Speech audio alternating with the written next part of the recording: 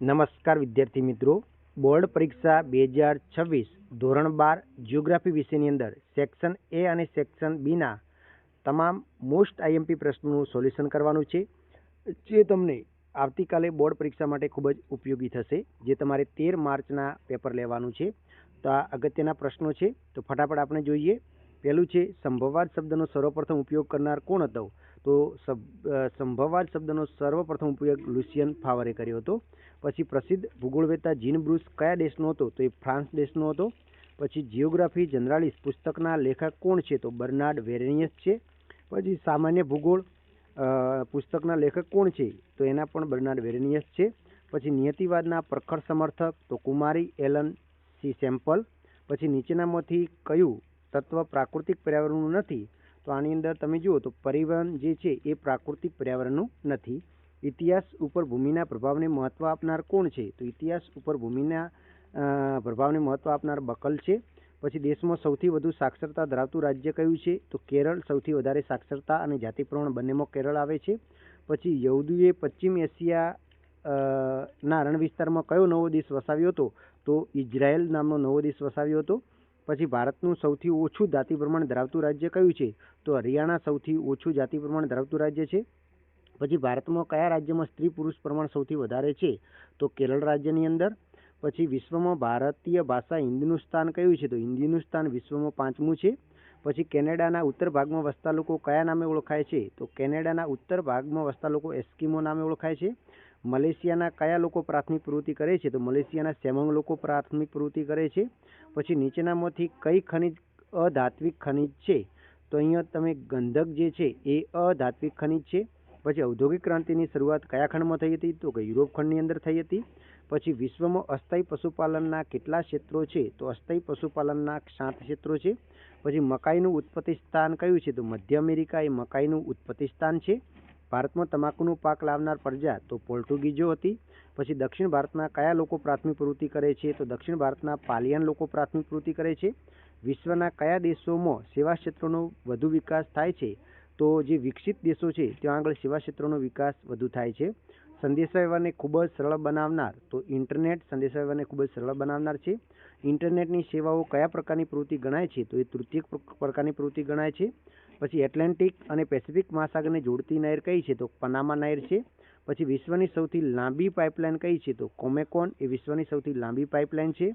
પરિવહનનું કયું વાહન પ્રદૂષણ ફેલાવતું નથી? તો સાયકલ એ પ્રદૂષણ ફેલાવતું નથી.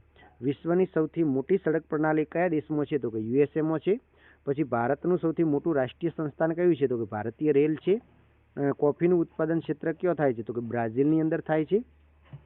પછી વિશ્વ યુએસએની સૌથી પ્રસિદ્ધ પાઇપલાઇન કઈ છે? તો બિગ ઇંચ છે. એના પછી ટેપ લાઇનની લંબાઈ કેટલી છે? તો એની 1600 કિમી લંબાઈ છે. વિશ્વમાં સૌપ્રથમ રેલવેની શરૂઆત કયા વર્ષમાં થઈ હતી? તો 1825ના વર્ષમાં થઈ હતી. ભારતમાં સૌપ્રથમ રેલવેની શરૂઆત ક્યારે થઈ હતી? તો 1853માં થઈ હતી. પછી ભારતમાં પ્રથમ બોલતી શ્વેતશામ હિન્દી ફિલ્મ કઈ હતી? તો આલમ આરા હતી. પછી ભારતે આર્યભટ્ટ ઉપગ્રહ ક્યારે પ્રક્ષેપિત કર્યો હતો? તો 1975ની અંદર પ્રક્ષેપિત કર્યો હતો. હિન્દી ફિલ્મ કયા નામથી ઓળખાય છે? તો હિન્દી ફિલ્મોને બોલિવૂડના નામથી ઓળખવામાં આવે છે. દૂરસંચાર વ્યવસ્થાને ઝડપી અને સરળ બનાવનાર કોણ છે? તો ઇન્ટરનેટ છે. પછી વિશ્વમાં સૌથી મોટી ઇલેક્ટ્રોનિક પ્રણાલી કઈ છે? તો ઇન્ટરનેટ એ વિશ્વની સૌથી મોટી ઇલેક્ટ્રોનિક પ્રણાલી છે. પછી કાગળ વગરની ટપાલ સેવા એટલે કે ઈમેલ થાય છે. પછી નીચેનામાંથી કયું સમાચાર પત્ર અંગ્રેજી માધ્યમનું નથી? તો મેક ઇન્ડિયા એ અંગ્રેજી ભાષાનું નથી. દૂરદર્શનનું પ્રથમ પ્રસારણ કયા શહેરમાં થયું હતું? તો દિલ્હી શહેરમાં થયું હતું 1859માં. ભારતમાં સૌપ્રથમ હિન્દી ફિલ્મ રાજા હરિશ્ચંદ્ર કઈ સાલમાં રજૂ થઈ હતી? 1913માં થઈ હતી. ભારતમાં રેડિયોનું પ્રસારણ ક્યારે થયું હતું? તો 1923માં થયું હતું. ઓપેક સંગઠનનું વડું મથક કયું છે? તો વિયેના એ ઓપેક સંગઠનનું વડું મથક છે. ચીન અને દક્ષિણ પશ્ચિમ એશિયાના મધ્યમાંથી પસાર થતો જૂનો માર્ગ જે રેશમના માર્ગ તરીકે ઓળખાય છે. નીચેનામાંથી કયો દેશ સાર્ક સભ્ય નથી? તો ચીન એ સાર્ક સભ્ય નથી. પછી ડ્રેઝિંગ એટલે શું? તો ડ્રેઝિંગ એટલે નદી તળમાંથી કાંપ કાઢવાની પ્રક્રિયાને ડ્રેઝિંગ કહેવાય છે. પછી ખનિજ તેલ સંબંધિત નીતિઓ કોણ તૈયાર કરે છે? તો એ કરે છે ઓપેક સંગઠન. પછી સાપ્ટાની સ્થાપના કયા વર્ષે થઈ હતી? તો 2006ના વર્ષમાં થઈ હતી. સાર્કનું વડું મથક કયું છે? તો કાઠમંડુ છે. પછી નીચેનામાંથી કયું ફેરબદલી બંદર છે? તો નીચેનામાંથી તમે જુઓ તો ન્યૂ હેવન છે એ ફેરબદલી બંદર છે.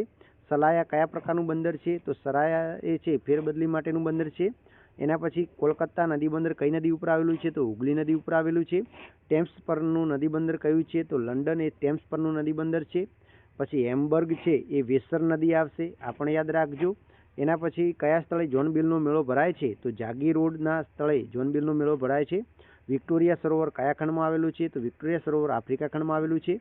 કેનેડાનું વિનિપેગ કયા પ્રકારનું કેન્દ્ર છે? તો એ વ્યાપાર પ્રકારનું કેન્દ્ર છે. ધારાવી ઝુંપડપટ્ટી કયા શહેરમાં આવેલી છે? તો એ મુંબઈની અંદર આવેલી છે. નીચેનામાંથી સંરક્ષણ કેન્દ્ર કયું છે? તો દહેરાદૂન એ સંરક્ષણ કેન્દ્ર છે. ભારતમાં શહેરી વસ્તીનો માપદંડ કેટલો છે? તો 5000 વસ્તી છે. પછી માછીમારી કરતા લોકોની વસાહત કઈ પ્રકારની હોય છે? તો એ ચક્રીય પ્રકારની હોય છે. ગોવાની મંડોવી અને જુઆરી નદીઓ વચ્ચે કયા પ્રકારની વસાહત વિકસી છે? તો ત્રિકોણીય પ્રકારની. એના પછી નીચેનામાંથી કયું શહેર શૈક્ષણિક કેન્દ્ર છે? તો વલ્લભ વિદ્યાનગર. એના પછી વિશ્વમાં ઊનના ઉત્પાદનમાં કયો દેશ પ્રથમ સ્થાને આવે છે? તો ઓસ્ટ્રેલિયા આવે છે. માનવ સંસાધનની સૌથી મોટી સમસ્યા કઈ છે? તો વસ્તી વિસ્ફોટ છે. ડેરી ઉદ્યોગમાં કયા પશુને મહત્વ આપવામાં આવે છે? તો ગાયને મહત્વ આપવામાં આવે છે. બોમ્બે આઈ ક્ષેત્રમાં ભારતને કયું ખનિજ પ્રાપ્ત થાય છે? તો ખનિજ તેલ પ્રાપ્ત થાય છે. પછી ક્રાયોલાઇટ કયા પ્રકારનું સંસાધન છે? તો ક્રાયોલાઇટ એ એકલ પ્રકારનું સંસાધન છે. ઇજિપ્તની જીવનદાત્રી નદી કઈ ગણાય છે? તો નાઇલ નદીને ઇજિપ્તની જીવનદાત્રી ગણાય છે. જંગલોના વૃક્ષો કાપી અને ત્યાં ખેતી થાય તેને ઝૂમ ખેતી કહેવામાં આવે છે. પછી એટલાન્ટિક ખંડની માલિકી કોની ગણાય છે? તો વૈશ્વિક ગણાય છે. એના પછી કોલસો એ કેવા પ્રકારનું સંસાધન છે? તો કોલસો એ પરંપરાગત કોલસો જે છે એ બિન પરંપરાગત પ્રકારનું સંસાધન છે. કોલસો એ વિરલ પ્રકારનું સંસાધન છે.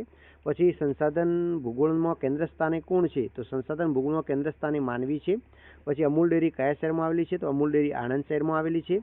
કઈ સમસ્યા અનાજની ભારે અછતના કારણે પેદા થાય છે? તો ભૂખમરો પેદા થાય છે. પછી તેજાબી વરસાદ માટે જવાબદાર છે સલ્ફર ડાયોક્સાઇડની ઊંચી માત્રા.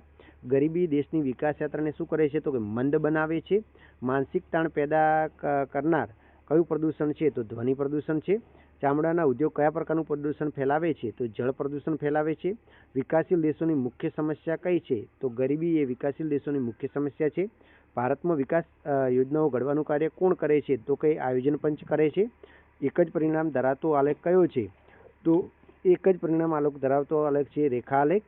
એના પછી બહુલક માપ કયા સંકેત દ્વારા દર્શાવવામાં આવે છે? તો બહુલક દર્શાવવા માટે આ ઝેડ વપરાય છે. ભારતમાં સર્વે ઓફ ઇન્ડિયા સંસ્થા ક્યાં આવેલી છે? તો દહેરાદૂન ખાતે આવેલી છે. સમમૂલ્ય રેખા પદ્ધતિ શું દર્શાવવામાં આવે છે? તો કે તાપમાનનું વિતરણ દર્શાવવામાં આવે છે. આલેખ માટે સૌથી વધારે વપરાતી પદ્ધતિ કઈ છે? તો કે સ્તંભ આલેખ છે. એના પછી સમદાબ રેખાઓ દર્શાવવા માટે કયા પ્રકારની પદ્ધતિનો ઉપયોગ થાય છે? તો આઇસોપ્લેસ પદ્ધતિનો ઉપયોગ થાય છે. એના પછી પાઈ ડાયાગ્રામમાં આંકડાનો સૌથી મોટા ખંડની શરૂઆત ઘડિયાળના દર્શાવ કયા કાંટાથી થાય છે? તો કે 12ના અંકથી થાય છે. જીપીએસ પ્રણાલી વિકાસનાર દેશ કયો છે? તો કે યુએસએ છે. જીપીએસ પ્રણાલી પૃથ્વી ફરતે કુલ કેટલા ઉપગ્રહોની સંખ્યા કાર્યરત છે? તો કે 24 ઉપગ્રહ. ભેદ નકશા મુદ્રિત કરવા માટે શું વપરાય છે? તો કે પ્લોટર વપરાય છે. જીઆઈએસના પિતા કોણ છે? તો કે રોજર ટોમલિન્સન છે. પછી વૈશ્વિક સ્થળ નિર્ધારણ પ્રણાલી કઈ છે? તો કે જીપીએસ પ્રણાલી છે. હવે આપણે સેક્શન બીના જોઈએ એક એક વાક્યના પ્રશ્નો. તો કે ભૂગોળનું જ્ઞાન કયા બે અભિગમથી પ્રાપ્ત કરી શકાય છે? તો એક છે પદ્ધતિસરનો અભિગમ અને બીજો છે પ્રાદેશિક અભિગમ. પછી કયા સમયગાળાને સંશોધન યુગ કહેવામાં આવે છે? તો કે 15મી સદીના ઉત્તરાર્ધથી 18મી સદી સુધીના સમયગાળાને સંશોધન યુગ કહેવામાં આવે છે. સંભવાત શબ્દનો સર્વપ્રથમ ઉપયોગ કરનાર કોણ હતા? તો કે લુસિયન ફાવર હતો. પછી કુમારી એલન સેમ્પલે આપેલી માનવ ભૂગોળની વ્યાખ્યા. તો કે માનવ ભૂગોળ અસ્થિર પૃથ્વી અને ક્રિયાશીલ માનવી વચ્ચેના પરિવર્તનશીલ સંબંધોનું અધ્યયન કરે છે. વૈશ્વિક સમસ્યાઓ કઈ કઈ છે? તો ગરીબી, ભૂખમરો, દુષ્કાળ, યુદ્ધ, રંગભેદ, જાતિભેદ, વર્ગ વિગ્રહ, પ્રદૂષણ, આતંકવાદ વગેરે વૈશ્વિક સમસ્યાઓ છે. ભારતમાં મધ્યમ વસ્તી ગીતતા ધરાવતા પ્રદેશો કયા કયા છે? તો દક્ષિણ ભારતનો ઉચ્ચ પ્રદેશ, માળવાનો ઉચ્ચ પ્રદેશ, વેરાડ પ્રદેશ ભારતના મધ્યમ વસ્તી ધરાવતા પ્રદેશો છે. દુનિયાના કયા ચાર વિસ્તારમાં સૌથી વધારે વસ્તી જોવા મળે છે? તો દક્ષિણ એશિયા, પૂર્વ એશિયા, પૂર્વ મધ્ય ઉત્તર અમેરિકા અને પશ્ચિમ યુરોપ એ આ 4 પ્રદેશોમાં સૌથી વધારે માનવ વસ્તી જોવા મળે છે. પછી વસ્તી ગીતતા એટલે શું? તો વસ્તી ગીતતા એટલે જે તે પ્રદેશમાં પ્રત્યેક ચોરસ કિમી દીઠ વસેલી સરેરાશ જનસંખ્યા. એના પછી છે ભારતની રાષ્ટ્રીય ભાષા કઈ છે? તો ભારતની રાષ્ટ્રીય ભાષા હિન્દી છે. પછી વ્યાપારિક પશુપાલન દ્વારા કઈ પેદાશો મેળવવામાં આવે છે? તો વેપારિક પશુપાલન દ્વારા દૂધ, મોસ, ચામડું, ઊન ઈંડા વગેરે પેદાશો મેળવવામાં આવે છે. રેન્ડિયર કયા પ્રદેશનું ઉપયોગી પ્રાણી છે? તો જે રેન્ડિયર છે એ ટ્રુંડ પ્રદેશનું ઉપયોગી પ્રાણી છે.